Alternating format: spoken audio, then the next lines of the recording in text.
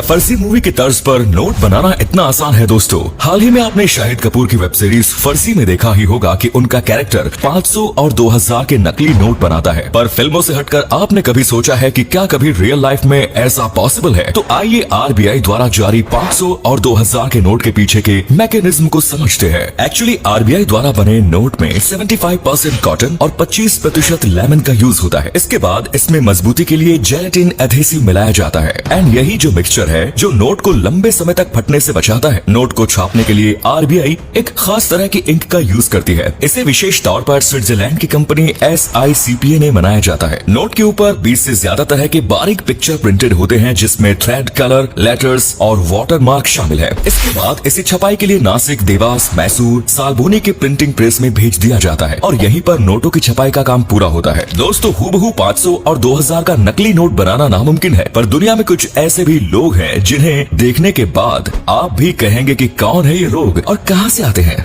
जी हाँ दोस्तों, खबरों में आपने तो नकली नोट छापने वालों के बारे में सुना ही होगा, लेकिन क्या आपने कभी जानने की कोशिश की है कि आखिर ये लोग कौन है और कहां से आते हैं और कौन सी वो टेक्निक है जो इन्हें इतनी आसानी से सरकार के नाक के नीचे इन नकली नोट को छापने में मदद करती है? इसीलिए आज हम आपको इस वीडियो में कुछ ऐसे कांड बताएंगे जिन्हें सुनकर आप भी दंग रह जाएंगे। साथ ही आप ये भी जान जाएंगे कि ये लोग कैसे अपना धंधा चलाते हैं। सबसे पहले हम आपको नकली नोटों से जुड़े कुछ ऐसे गिने चुने मामले जो कई दिनों तक मीडिया की सुर्खियों में बने हुए थे। शुरुआत देश की राजधानी दिल्ली से करते हैं। भले ही असली नोटों की प्रिंटिंग दिल्ली में नहीं होती, लेकिन नकली नोटों की छपाई से देश का दिल्ली अछूता नहीं है। कुछ साल पहले दिल्ली के 2 युवक ने अपने अमीर होने की ख्वाहिश को पूरी करने के लिए शॉर्टकट का सहारा लिया। वैसे तो इन्होंने कोर्स ग्राफिक डिजाइनिंग का कर रखा था, लेकिन जल्दी पैसे कमाने के चक्कर में ये नकली नोट डिजाइन करने में लग गए। 25 और 30 साल की उम्र में इन महारथियों ने अपने हुनर का गलत इस्तेमाल किया। इस वजह से आज इन्हें जेल की हवा खानी पड़ रही है। इन्होंने 1.5 महीने करीब 7 लाख नकली नोट छापे। दरअसल 2016 में जब मोदी सरकार द्वारा नोटबंदी की गई, तब इन दोनों ने अपने इस कांड को अंजाम देने की सोची, जिसके चलते इन्होंने 500 और 2000 के नकली नोटों का कारोबार शुरू किया। इसी के चलते इन दोनों ने महज 1.5 महीने के अंदर 7 लाख नकली नोट बनाकर मार्केट में अपलोड कर दिए। मार्केट में इन नकली नोटों को कैसे घुमाना है ये भी इन्हें अच्छे से पता था। ये अक्सर मार्केट में अंधेरे का फायदा उठाकर नोट को चलाने का काम करते थे। साथ ही इन नकली नोटों का इस्तेमाल शराब की दुकानों पर भी किया करते थे। इतना ही नहीं, अपने दोस्तों पर भी काफी मेहरबान थे, क्योंकि उस वक्त ये 20,000 उधार में दे चुके थे।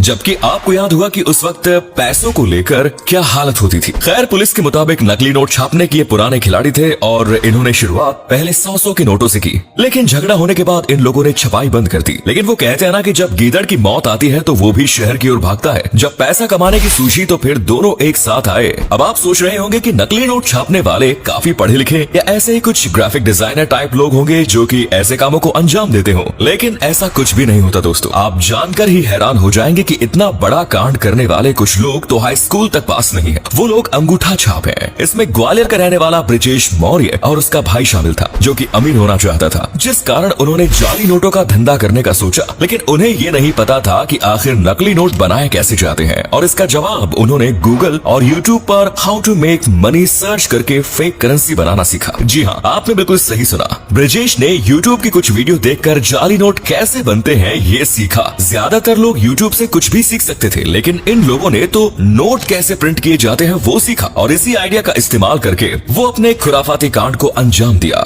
लेकिन इन्हें जरा भी खबर नहीं थी कि नकली नोटों का कारोबार करने से आज तक कोई भी पुलिस से बच नहीं पाया है। ये दिन में इन नोटों को मार्केट में सप्लाई करते थे। मुनाफे की बात करें तो इन्हें 1 लाख के नकली नोटों के बदले 40,000 मिलते थे। अब आपके मन में यही सवाल आ रहा होगा कि आखिर ये नकली नोटों को बनाते कैसे होंगे? तो ये लोग नकली नोट बनाने के लिए किसी आम कागज का इस्तेमाल नहीं करते थे, बल्कि एक खास तरह के पेपर का इस्तेमाल होता था, जो कुछ आरबीआई द्वारा इस्तेमाल किए जाने वाले पेपर सा लगता था। इसकी शुरुआत होती थी स्कैनिंग से, जहां कंप्यूटर में 80 नोटों को स्कैन करके इसे उस पेपर पर प्रिंट कर देते थे। तो वहीं दूसरी ओर सफेद पतले पेपर पर नकली वाटर मार्क भी लगाया जाता था। ये सब होने के बाद इन नोटों को आरबीआई की हरे रंग की सिल्वर पट्टी लगा देते थे। ये वही पट्टी होती है जो असली नोटों पर हमें अक्सर दिखाई देती है।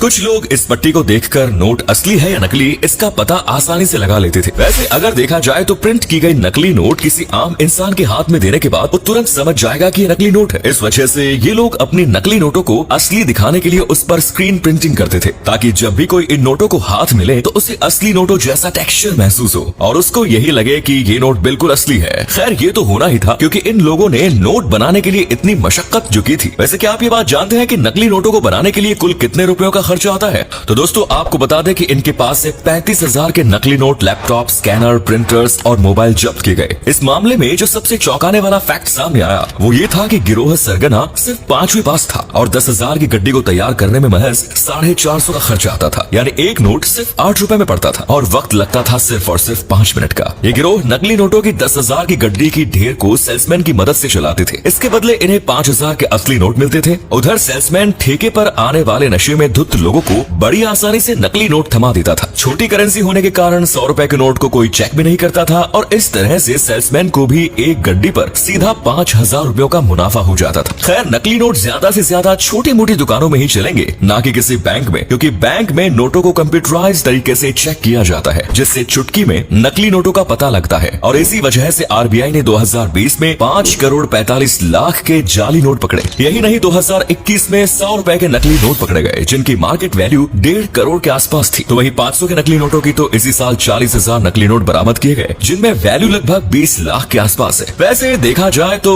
अभी भी मार्केट में कई लोगों द्वारा जाली नोटों का सर्कुलेशन हो रहा है, जिससे हमारे पास भी नकली नोट आ सकते हैं। और इससे बचने के लिए हमारे नोटों में कई सिक्योरिटी फीचर्स हैं, इससे इनकी खास पहचान होती है। नोट पर गांधी जी की फोटो से लेकर रंग या इनकी पट्टी, कई ऐसी चीजें होती है जो असली नोट और नकली नोट का फर्क बताती है। जैसा कि हम जानते हैं, हम जब भी कभी बड़ी अमाउंट वाली नोट को लेते हैं तो उसे लाइट की तरफ ले जाकर चेक करते हैं। इससे हमें नोट के भीतर गांधी जी का वाटर मार्क नजर आता है, जो कि नकली नोटों को पकड़ने का एकदम सही तरीका है। साथ ही आप एक और तरीका अपना सकते हैं, जिसमें नोट को थोड़ा फोल्ड करें तो उसमें लगे ग्रीन थ्रेड का कलर ग्रीन से ब्लू हो जाता है, और ऐसा नकली नोटों में होना मानो इम्पॉसिबल है। इसी के साथ असली नोटों पर देवनागरी में लिखा वैल्यू ऑफ मनी और अशोक स्तंभ भी होता है, जिसे नॉर्मल में नहीं बल्कि रफली प्रिंट किया जाता है। लेकिन फिर भी देश के ठगों ने ऐसी ऐसी तरकीबें निकाल रखी हैं कि नकली नोट धड़ल्ले से छापे जा रहे हैं और हम सबका नुकसान कर जाते हैं। नोट को आकर्षित बनाने के लिए समय समय पर हमारी सरकार ने नोट के फीचर्स को बदला है, लेकिन इन सब के बावजूद बाजार में नकली नोट का कारोबार एकदम खुला आजाद घूम रहा है। अब गौर करने वाली बात यह है कि ये ऐसे आंकड़े हैं जो नोट पकड़े जाने के बाद सामने आए हैं। यही रीजन है कि सरकार क्यों असली नोट छापने में इतना पैसा खर्च करती है। इसीलिए आप जाली नोटों को लेकर बिल्कुल भी चौकस रहिए और होशियार भी। साथ ही हमें कमेंट्स में बताइए कि क्या आपके पास भी कभी कोई जाली नोट आया था। वीडियो पसंद आए तो लाइक करें और चैनल को सब्सक्राइब करें।